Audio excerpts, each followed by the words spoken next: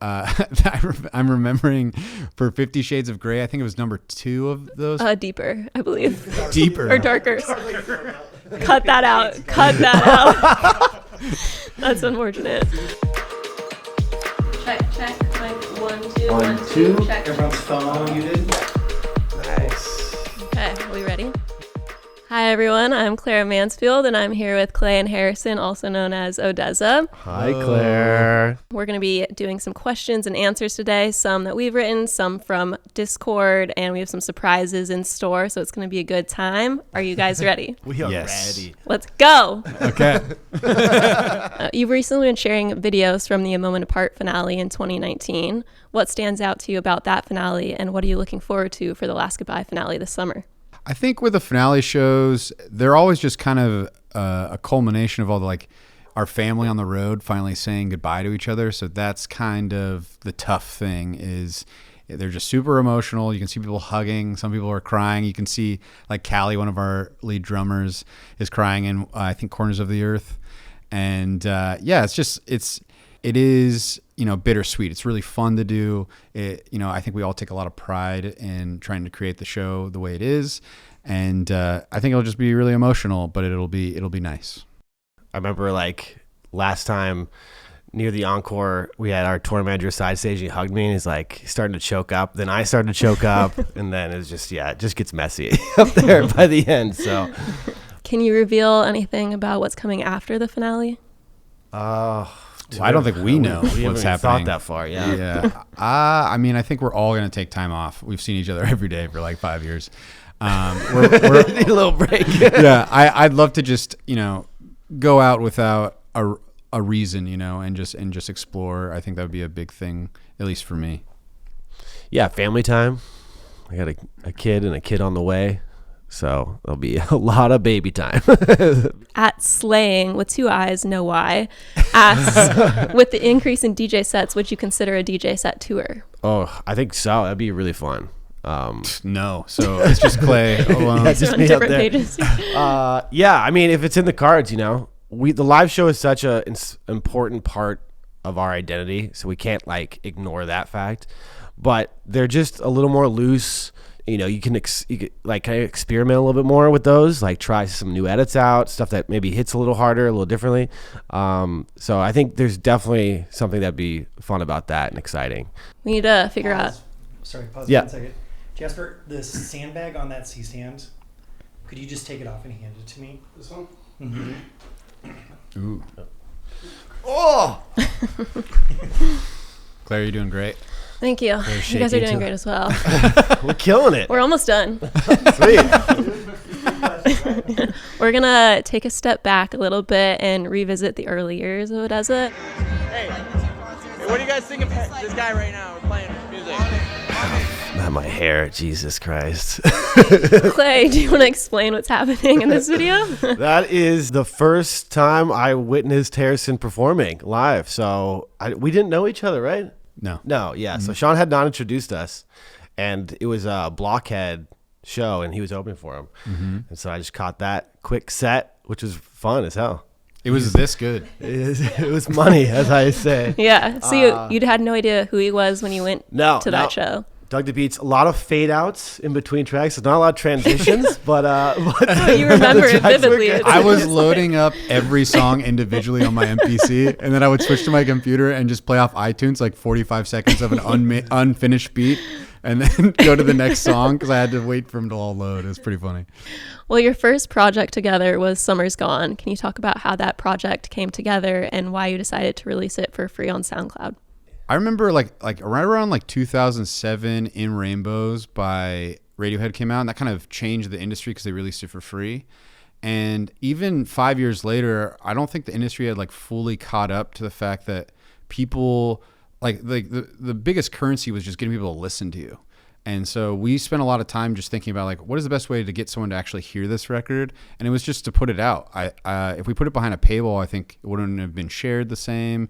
And it was just embracing internet culture instead of trying to fight it. And then also it was we were just having fun. There was no real expectation. We were making music in a basement, and then we left Bellingham and we were working out of, Harrison's bedroom at his parents' place. So it's We didn't think we'd make any more music. Yeah. Like, it was like we're gonna get real jobs in 3 months. Let's just spend the last, because we both had to take extra courses because we weren't going to graduate unless we stayed longer. Yeah. So we stayed longer than a lot of other people, but we spent that time when we were not in class working on this album. When me and Clay first met, we made like 3 songs, and I think that's when we realized we had some chemistry. And well, I say met, but it was more like we talked about jamming together, and that was the first time we jammed. And How'd I Get Here was one of the first songs we made. It's such a simple track. It's just like a couple of loops and like a couple of just random, it's very minimal. And but we thought there was something special about it. And I remember we were pretty tipsy at like 1 a.m. At my parents' house. And we were like just making music, and we were like, should we just upload it? And we kind of psyched each other up, like, let's just put it out. And so yeah, we put it out at 2 a.m. And then the next morning we woke up and we're like, oh my God, we released what did we do? Song. And then we checked it out, and I don't think it like blew up or anything, but I do think it got like some small traction, and that gave us a lot of Hype Machine days. Yeah, it gave us a lot of encouragement. Dude, we're like 60 on Hype Machine. We made it. What were your early tour days like when you're first starting out? Oh, man. They were rough, would be one description of them. I mean, we were in a van with like the openers, front of house. We were the tour openers. Yeah. For the first ones, we were the openers. So we were just following, the Pretty Lights tour. Excuse me, the one we kind of really remember, we were just in my mom's Hyundai following his tour bus from city to city, which was super fun. So you'd get done at like 1 a.m. and then he would just be on his tour bus and they'd drive. We'd wake up like 6 and try to catch them. So it was some early mornings, late nights, not a lot of sleep, eating just garbage, drinking too much. Yeah, we were sleeping on a lot of floors. We were in Walmart parking lots a lot. We were basically in a U-Haul with bunk beds in it at one point. And that was like the height of touring for us for a while. It's like when you're young, you can do that. These days it would be a little harder, I think. But yeah, it was just any show, anytime you get to go play your music for people that want to hear it, it's like you're living on a high. So yeah, sounds like you were balling on a budget, I would say a little bit. Yeah. I don't know if we were balling, but we were definitely drinking margaritas in like a Quiznos. Well, knowing what you know now, would you have any advice for your younger selves? Oh, honestly, I think you got to kind of live through it. It's probably better that we experienced a lot of this stuff. It hopefully made us better people and stronger for it. But I don't know, maybe just drink a little less. That would probably be a good one. But yeah, all mistakes are important, It's like you can say don't do that, but really you learning from that experience makes you who you are. So go make mistakes, go live your life. That's a good answer. Yeah. I like that. Do you remember all of the artists that you opened for when you were starting? I think a lot of them, like Beat Connection, Bonobo, Pretty Lights, Emancipator. Played before Hayden a couple times. Slow Magic. We opened for Chromeo. Remember that? Yeah. A lot of people that are still around making music. Yeah. Open for Rufus. We did it we did like a cool swap where we went and opened for them in Sydney, Australia, and then they came and opened for us at Red Rocks. So it was really cool. At Joywalk has a question for both of you. I'm loving these usernames. Yeah, they're really strong. Why did you decide to go in a different direction than DJing? Because we didn't know what we were doing. Again, this is going to be the answer of like half your questions. Naivete. Yeah. I mean, the people we were like looking at were like Bon Iver and like Animal Collective. And so even if they were doing electronic things, they were still playing a lot of it live. And because we didn't know the DJ culture or how to DJ, we kind of just tried to do what we had seen. But also I think we were just, again, making a lot of mistakes. And so it kind of just slowly grew from there. Is we didn't know what we were doing. We figured out how to play our music live. And then through that, we were kind of forming our own path a little bit. But again, it's like ignorance is bliss a little bit. Yeah. And the DJ stuff was kind of like CDJs were taking off, but it was definitely, more triggering stuff in electronic. It was like realm. dubstep time. Yeah. So that was, the beauty of what we did was like everything was stemmed out. You kind of jam on it. And that's what we were having fun doing. So it's like, the more we could do that up on stage, the more we enjoyed it. So with CDJs, you're a little more locked in. But yeah, maybe take a second look at that looking back. But it made it a lot harder, but you learned a lot, Make mistakes. Do you remember at what point you decided to add live instrumentation? I think the drums were the first thing that got introduced into the show. I remember when we came up with the idea, we were on top of Sean's house in LA. That's right. And everyone was just having like a beer in the middle of the day. And I think it was before we were playing a show. And we were just like, what could we add that would make it more exciting? And again, like bands like Animal Collective and these bands that have all these very drum heavy songs or live elements, or even Caribou, who obviously we liked a lot. We just thought it would be cool if we tried to do it ourselves. We weren't really drummers at all though. No. So that was kind of the hard part. It's like we wanted to include it, but we kind of just put toms on stage and slowly like figured out how we wanted to play them for live. And, it doesn't sound great all the time. But I think it's like that naivete of like being able to try something and not worry so much about, is this going to be right? And then finding your own path through figuring it out. But not being scared enough to try it, Yeah. Yeah, well, the live show is a huge part of the ODESZA ethos. Do you remember who or what inspired you to invest so heavily in the live show experience? I think, watching Pretty Lights, when we opened for him, he really spent a lot of time dialing in his live show, and that was he put all this money back into it. But yeah, it's just something we always wanted to make it bigger and better, because the better the fan experience is, the more fun you're having, the more fun they're having. It's kind of this feedback loop. Then they tell their friends. It kind of grows from there. So we learned early on that the more you put back into it, the better. And I think because we've been such big fans of like film and just providing some sort of experience like visually along with the audio is always been important for us. We're going to get into film. That's a good segue there. But we have a question from Sam I Am. If ODESZA didn't take off like it did, do you think you'd still be making music today? Absolutely. Yeah. Without a doubt. It's just a creative outlet. Probably making more, honestly. It's hard to say because like we really graduated college and then kind of got thrown into it. So we went on tour opening. We got like a great offer. I think it was B Connection first, and then we got asked to be on the Emancipator tour, and we just kind of never came back home. So we were just on tour for almost 3 years. And so we were just thrown into it, and then it just became our lives, which is awesome. I mean, I think it was a great training ground for us. But it's hard to say. I don't know. I think art will always be something really important to us, whether it's music or drawing or animation. And so I think this was just a fun way to experiment until we found a path, and we ended up being lucky enough for that.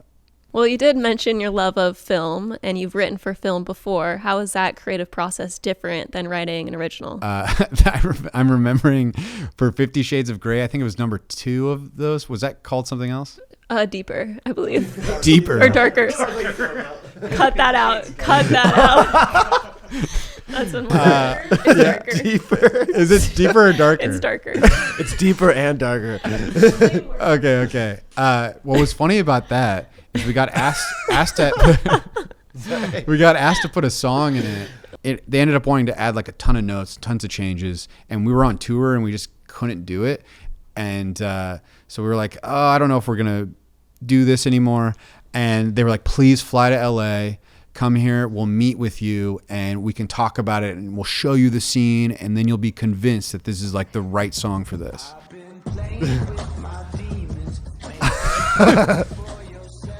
So imagine flying all the way to LA just to watch this. Some strangers. The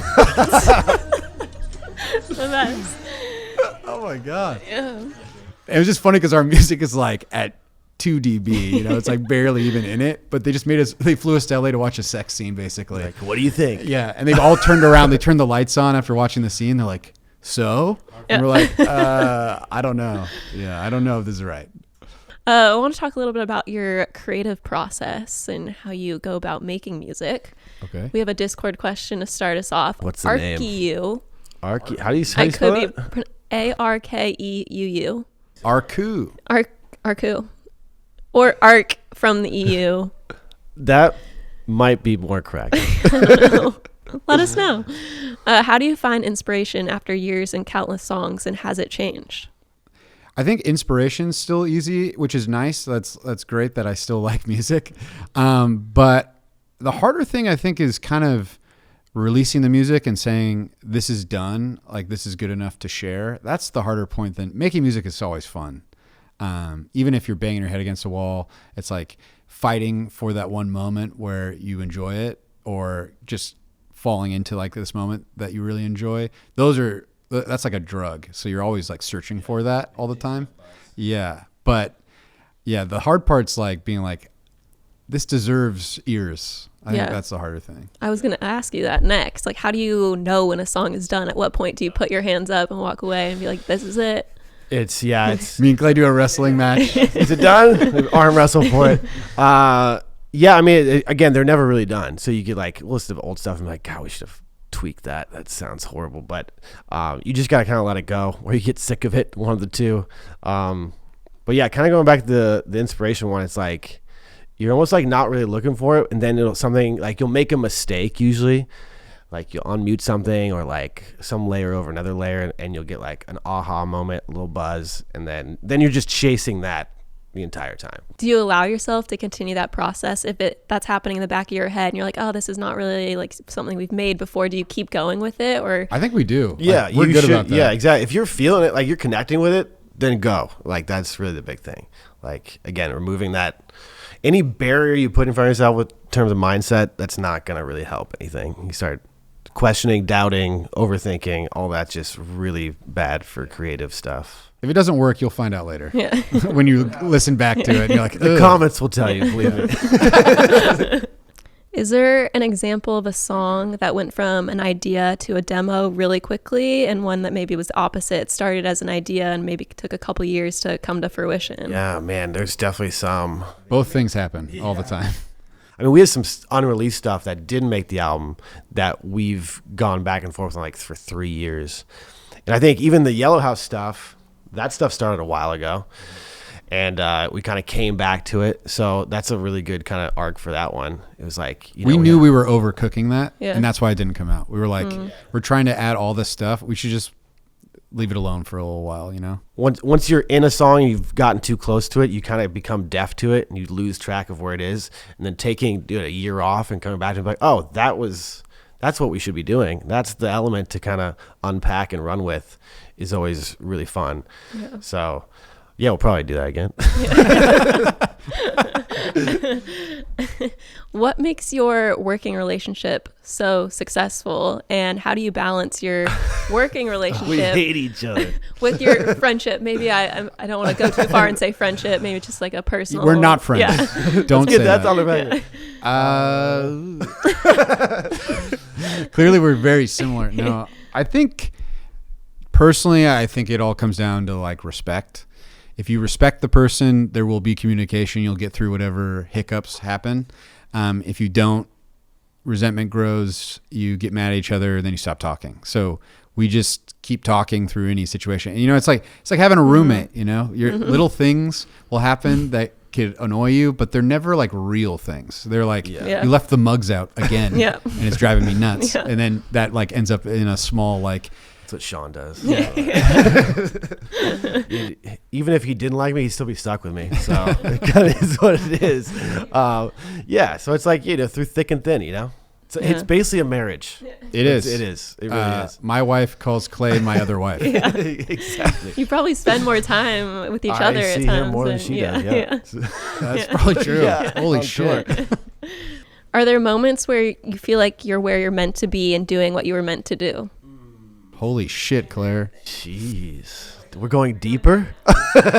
Are you saying we're not meant to do this? Yeah. She's like shutting us down. But yeah, again, you kind of go back to the question of like, would you be making music if we weren't doing this? And absolutely.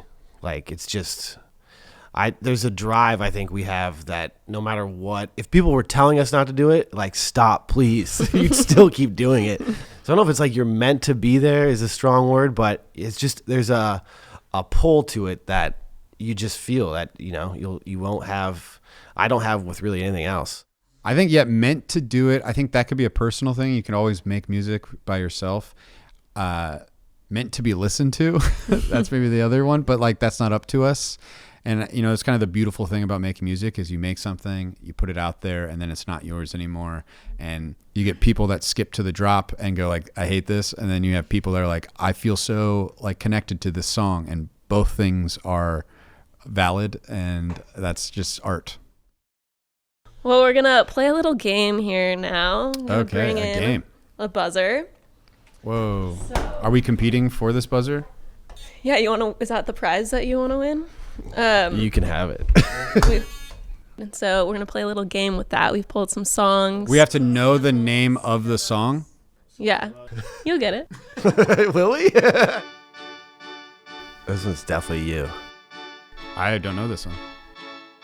It's definitely you. It's got to be you. Do you remember it? Sounds like me with a Casio keyboard when I'm like 8. Oh, this OG Bloom. This old Bloom. Hey, I got it. Wow, that's like the very beginning ideas of Bloom. Yeah. that didn't make the song either. Like, we cut that for a reason. Oh yeah, last goodbye. That's our newest song. Okay, I'm gonna get a little bit more challenging come on. potentially here. It's all filtered. I don't know the those chords either. Oh. I mean, it's Animal Collective ish. No, that's us. Us. It's only it's only Yeah, it's only. Wow. That's you. Oh yeah, I remember this one. It's the camera ad we. It's not. Is it not the? It's not the beat. Is it Echoes? No. Oh, really? Heavy with the riser. This makes us look like terrible producers. Oh, Memories That You Call. Yeah, that one was hard. Oh, that's My Friends Never Die. Wow. Did the buzzer die? Oh my God. I remember this, but I don't. Is this like an old Catacomb Kid song? Yeah. My old Nintendo. That's what it's called? I don't think this ever came out for a good reason. Yeah, exactly. Okay, last one. Oh, this is the same guy's Memories That You Call, same sample, but it was I don't think this ever came out. This never came out for sure. It's nice. It's the same guy who we also did stuff. We did Kodo with him. Yeah, this song never came out. It was like an 80s jam. It's good. Apart. It says apart. Okay. What's funny about that one is like, I think a big reason we didn't use it is because when he sent over the stem, it was the vocal, but it was with a bunch of sounds of just water flowing and water droplets. You can kind of hear it in that. And we were like, we can't get it out at the time. We're like, we're just going to not finish this song. I mean, speaking of water, do you ever hear the story of Rory at KEXP? No. It's on our KEXP. Oh, it's so good. Rory's second. So he's got his mic. He's ready to go. He's got his ears in. He's warming up. Decides to take a little bathroom break before it was after he Okay, after, yeah. because that's why he was like I'm done. finally done. Yeah, it's like, he was like, oh, thank God, but he left his mic on. So he takes his mic to the bathroom, and we're being interviewed. In the middle of the interview, we just hear, because we get all this mic noise in our ears, pumped into our ears, and we just hear this trickling water. Like, what is that? Interviewer is like, oh, someone's got a hot mic on. She just goes, oh. Yeah, still one of my favorite moments of all time. Well, good to know. I won't walk around with this after we're done. Don't take it to the bathroom. Yeah. Is there time for a pee break? Right now would probably be the time. What are they cooking over there? What are you making? Do you know what's coming your way right No, now? I just saw a cooler. A mysterious cooler. You'll find out. Looks like a marg. A little marg here. Are we good to keep going here? Okay. We can on. Cheers. Well, you've been on quite a few tours and traveled with a bunch of different artists on those tours. Is there a friendship and a bond that forms during those tours as well? Yeah. I mean, that stuff has all lasted. I mean, everyone we've toured with that I can remember is like still a friend, you know? When you see someone every day and you see them beat up and haggard and like, you know, trying to get on a flight or a long car ride or whatever it may be, and you still get along with them, I think you slowly become like close, you know. Yeah. Maybe I'm just going on a rant about our friendships, but Tequila. yeah. Claire, I love you, dude. Claire. And even like the band, like, I mean, Naomi's been with us so long, and she's our sister. And to like look back at some of the old footage of us like meeting for the first time and stuff, and like to see how far it's come is, it warms your heart a bit.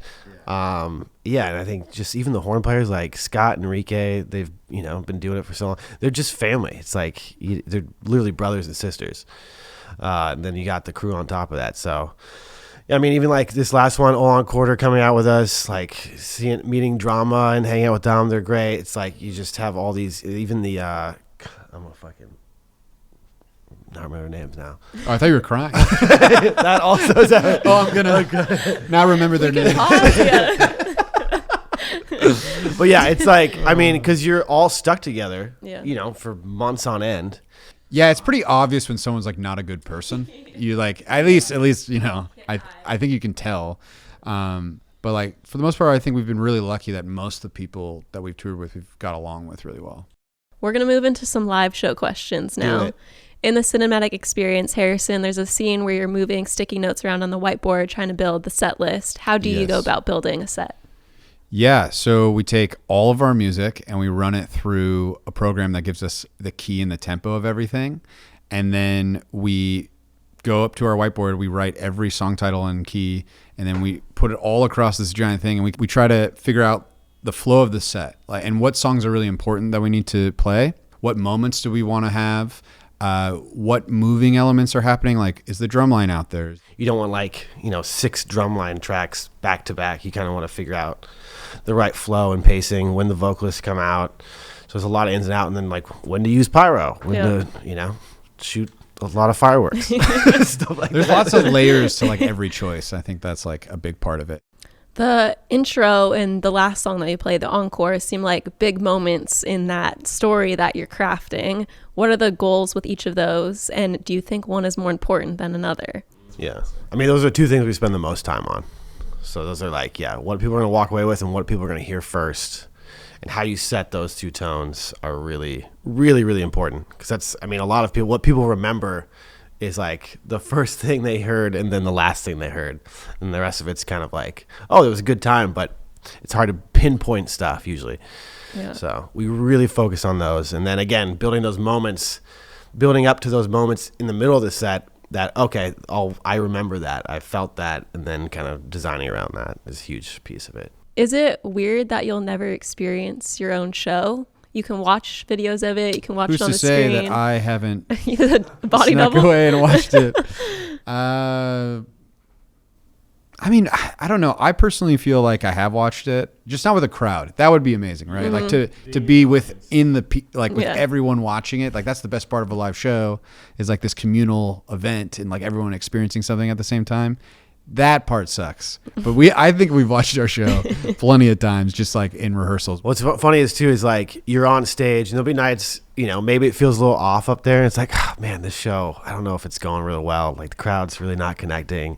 And then you'll come off, be a little bummed, and then someone will come and be like, that was the best thing I've ever seen. We're like, really? Like, you guys didn't seem that super. So it's like this weird, there can be a disconnect between the energy levels on stage, but it's like, it's in your head. It's all cerebral, right? I mean, at Bonnaroo, that happened. Yeah. Like, people have told us that's like the best show they've, like, of our whole tour. Yeah. And then we walked off that thinking like, okay, how do we combat the internet that's probably like destroying us right now? Because what happened was so many things went wrong on stage that we were trying to fix, that we were so caught up in all these things going wrong that we weren't able to just like be in the show. Mm-hmm. We were just like making sure everything was working. Mm-hmm. And like when things would break, we were having to like fix them while we're playing. So it was like pretty scary. At least for us, because we knew it was live streaming and all this stuff.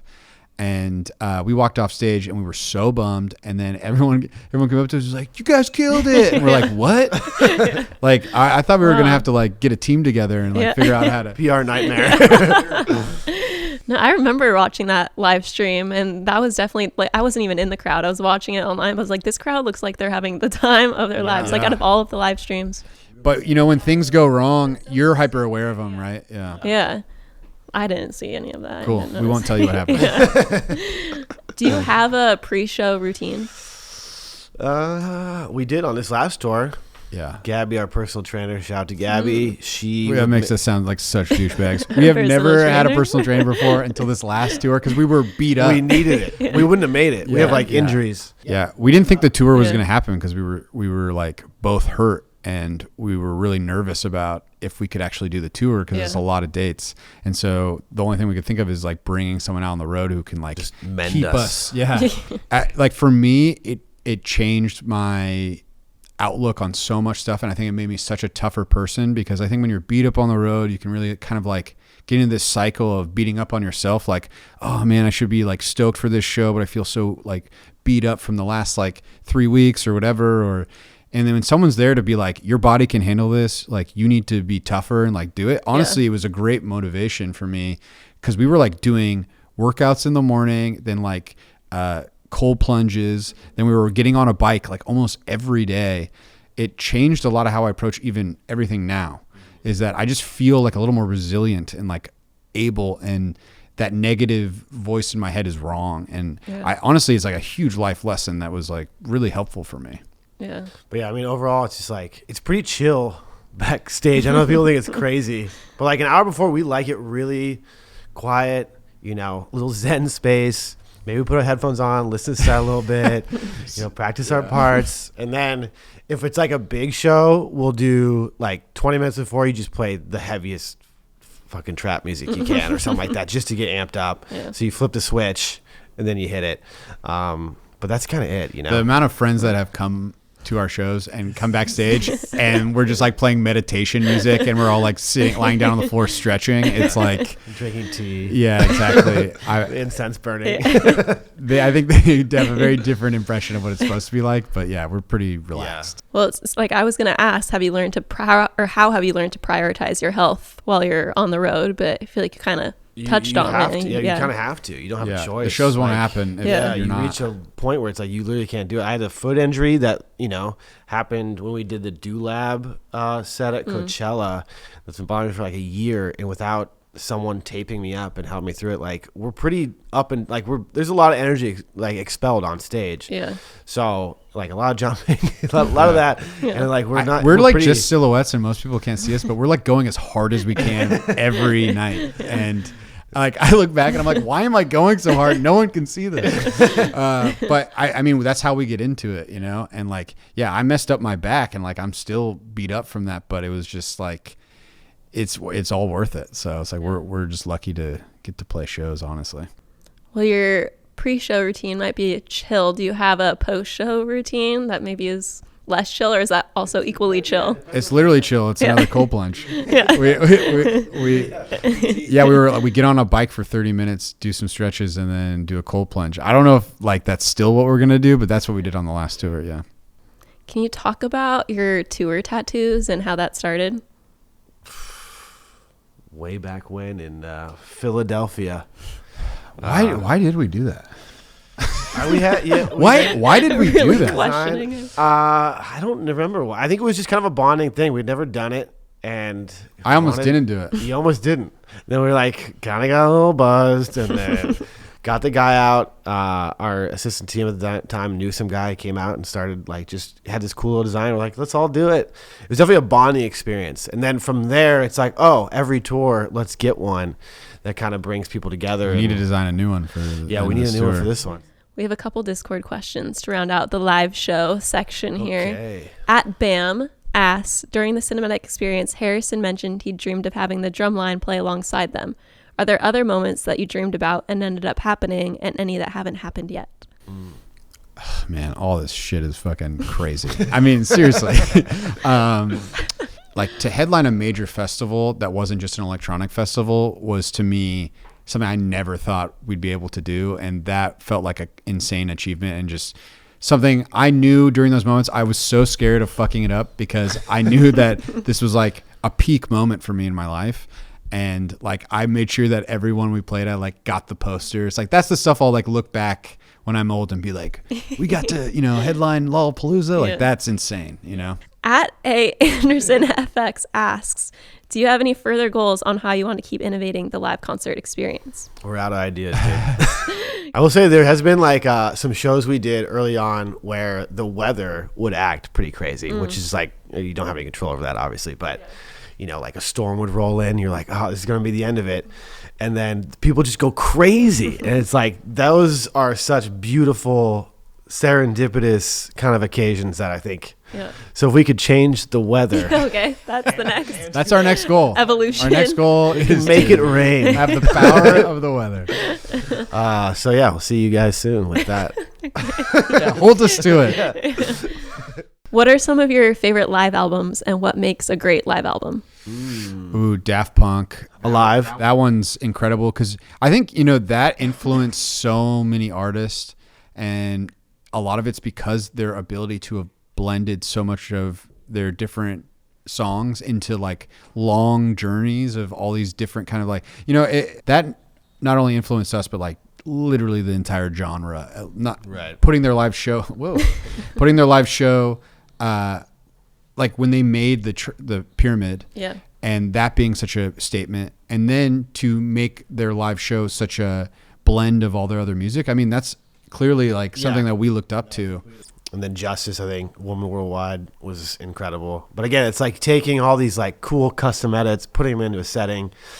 Yeah, once you kind of break it down that way, you know, the possibilities are limitless, and you can kind of have so much fun making it. And you can tell they had fun designing that show because it comes through in the music and the experience itself. So, to say they weren't seminal and very influential parts of how we do would be a mistake. What do you enjoy about doing a remix, and how is that process different than creating an original? That's a good question. We haven't done a remix in a while. We did Self for Soul by Sudan Archives, which is awesome. But I think what's so great about doing a remix is you get to reimagine a usually already good song. So you're kind of in a great place from the beginning. Yeah, the vocal or something's like really catching. Yeah. But I mean, I was going to say, even then, it's like the best part. Some of the best parts is just like, oh, you get the stems to it. So you get to hear how they kind of went into it. But I think we try to approach a remix like the song in its original format is doing something really well. If it's a catchier song or, you know, it's connecting with people. So we try to be like, okay, it's doing that well. Let's try to put it in a new setting and reimagine it. And I think those, you know, some of the best remixes that I've heard from people over the years are the way they do that, you know. Even like I go back to some of the Fortet stuff where it's like he even stripped it down. So it's like just the vocal and maybe one element. And that's really nice to hear. And so there's some really cool ways. It doesn't have to always be like, we're going to turn it into a dance mix. You know, it can like, okay, maybe it's an ambient version of that. Maybe it's something a little more lo-fi. You can take it in any one direction. And just giving new life to it and setting it in new places is always really interesting, you know?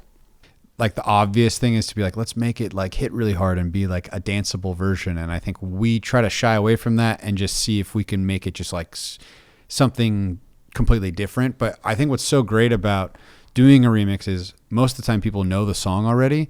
So they get to see what you did to it, which is not what they see when they hear an original song. They don't hear that like you made one version of the song, a person sang on it, and then you completely changed it again. So they get to see what you did, which is, I think, sometimes more impressive to people, you know? At David Hedge asks, will there be a Bronson part 2? I would love to do another Bronson record, but If Tom can get his act together. We'll send this directly to him. I think it would be awesome to do another one, but it just takes so much time to like commit to 3 different people's schedules and all go work on something. And then as soon as you make that, then it's like, cool, we got to make all the artwork and the music videos and then the live show. It becomes like a big task. More podcasts. We're back together. It's just an undertaking and we know it. And it's really hard to like make sure that we all are on the same page and on the same wavelength to all do it together. Yeah. But yes, there should be another record. Yeah. What's a collaboration that was close to happening but never panned out? I'm trying to think we got some. Ellie Goulding, remember? That almost happened. Khalid. Khalid, yeah, there's that one. Yeah. That's a good one. I think we can do it. Yeah. It's out there. Khalid. We got it. if you're listening, Let's finish it. Yeah. This segment of the podcast, Gleed. let's please take it out. I heard something about maybe Miguel at some point. What Oh was yeah. that? That was fucking hilarious. That was a fun. So Yeah. South America, Lollapalooza. Well, Mumford and Sons. Marcus Mumford was like, I don't know if he was a fan or he was talking to Tom Morello from Rage Against the Machine, and Tom Morello was like at the time working on an electronic album. And so he was like, go check out ODESZA. This is what Marcus told us. He said, go check out ODESZA. They're on the same tour as you. And then he was side stage at like all our shows. He was, just like rocking Amazing. out. Yeah. The sweetest dude in the world. Yeah. He's like the coolest dude ever. He's super nice. And we ended up going back with him to his hotel room and like jamming out for a little bit. And he's like, yeah, we should do this again on the next stop. And then we went with him and just Miguel showed up. I think he like flew in Miguel. Yeah. Yeah. To like Chile or something. It was crazy. I remember Miguel in the elevator with us. We had just met him and we're like at this super nice hotel that they're at. And we're just like really nervous because we're fucking idiot children. Got our laptop and our gear. Like, hi. And Miguel's like, I like that Zoo remix you guys did. And we're like, oh, thank you so much, sir. And then we sat down and like we couldn't get our laptops to work correctly because like they were trying to record vocals like professionally. Yeah. And we had never really done that on our little shitty laptops. Yeah. And so I think Miguel was a little frustrated that we couldn't get it to like not have latency and stuff. But in the end, it was like really fun. Like we were jamming. I remember Miguel started talking about his first kiss. Yeah, there's some cool moments. Yeah, we were like playing music underneath him talking about that. I remember that song being cool. There's some heat. Straight heat. We're in our mid 30s. Some straight heat. Fire. Yeah, there we go. I'm gonna pass these note cards over. Oh, to note you. cards. Okay, now you guys are going to ask each other some questions. Clay, let's start with you. Start with me. Boom.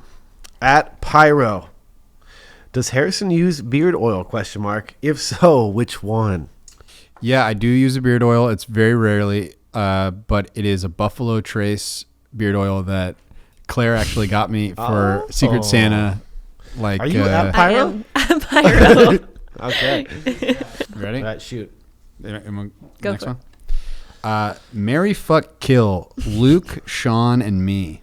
Well, I'm married to you, obviously. I mean, fuck Sean. Kill Luke. Okay, that wasn't the question, but I just wanted to know. That's better. What? Do you have secret accounts to scroll socials / Discord? I have a secret Twitch account, and I have a secret Discord. And Reddit. Snooping. And I see what you guys say on Reddit. All right? And Instagram. It's kind of messed up. Me? Okay. At Bub. If aliens came to Earth and didn't know what music was, what song would you play for them? One, aliens are on Earth, so let's get that out. First off, they would play a song to us. Ever seen Close Encounters of the Third Kind? Sorry, what is the last part of the question? I got distracted. What's the song you would play to an alien? That's kind of The the song I played in Alien? Man. Maybe some Beach Boys. A little God Only Knows? classical. Yeah, God Only Knows pretty good. Maybe some Beethoven. A little Claire de Lune. That's for you. Yeah, that's a really good one. Yeah, I don't know. I don't fucking know. Sorry. My turn? Oh, sorry. Yeah. I was getting excited.